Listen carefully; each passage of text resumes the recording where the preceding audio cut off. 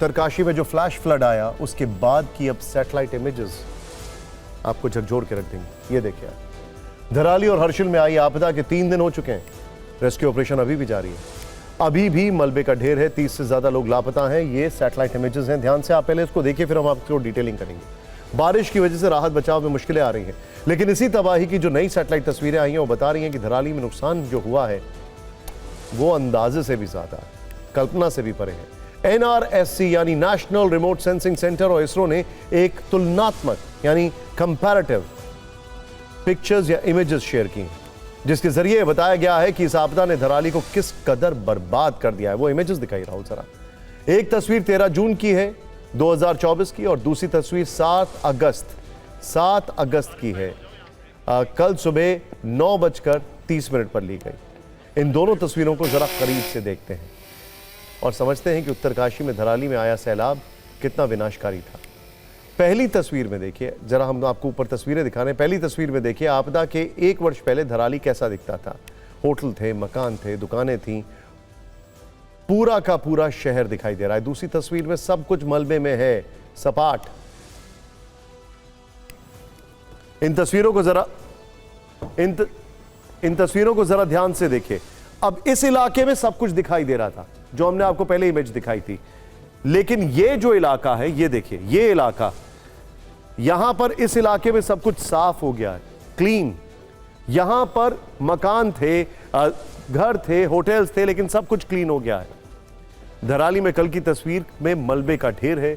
खीर गंगा, अब यहां पर जो मैं आपको बताना चाहूंगा, एक बार जरा राहुल आइएगा, यहां पर खीर गंगा जो है, ये भागीरथी है, खीर गंगा नदी, यहां पर यहां पर ये जो इन दोनों के जिस तरीके से मिल रहे हैं, ये पूरा एरिया क्लीन कर दिया गया है, वॉश आउट कर दिया गया है, साफ दिखाई देता है। 20 हेक्टेयर का इलाका है जिसमें सिर्फ मलबा ही मलबा दिखाई दे रहा है। पूरी इमारतें नष्ट हो चुकी हैं, बचे कुचे मकान के ऊपर मलबा जमा हो गया है। फिलहाल ये तस्वीरें राहत और बचाव कार्य में मदद कर सकती हैं। आपदा के बाद फंसे लोगों तक पहुंचने और मुख्य रास्ते से कटी हुई सड़कों को जोड़ने में ये डेटा काम आ सकता है।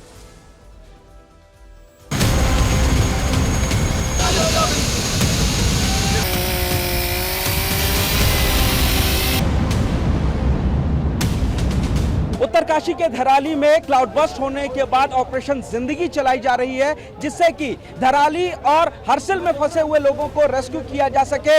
लेकिन यहां पर एक और मिशन शुरू हुआ है, मिशन रोड बनाने का, मिशन बहे हुए पुलों को बनाने का। गंगवानी में इस वक्त मौजूद है और ये वो पुल है जो यहां पर तेज बहाव के कारण बह गया था और यहां से हर्षिल का रास्ता पूरी तरीके से ब्लॉक हो गया था। और यही वजह है कि जो सेना, ITBP, NDRF और SDRF आगे नहीं बढ़ पा रही थी। अब ये महा मिशन शुरू हो चुका है।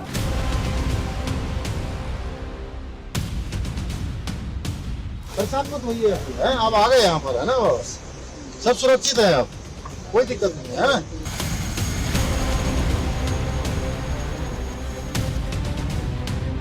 NDRF की हमारी 4 टीमें वहाँ पे लगी हैं, जिसमें लगभग 110-12 लोग हैं, जिसमें हर तरह के जो टेक्निकल स्टाफ्स हैं, मेडिकल स्टाफ हैं, सर्च स्टाफ हैं और हमारे जो डॉग्स हैं, स्पेशलिस्ट, वो सभी वहाँ पर तैनात हैं और लगातार कार्य कर रहे हैं।